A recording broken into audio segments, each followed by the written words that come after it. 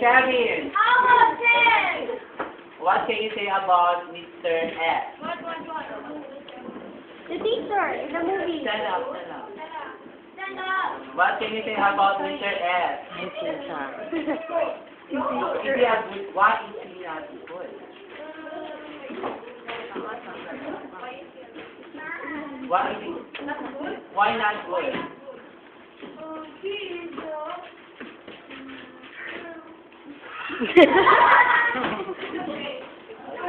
It's okay. Very good. How about you, Joe? Can you stand up? Joe. Joe.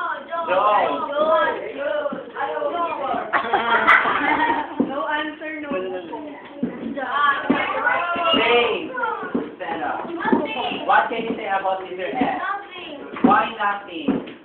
Because what is your dad? Because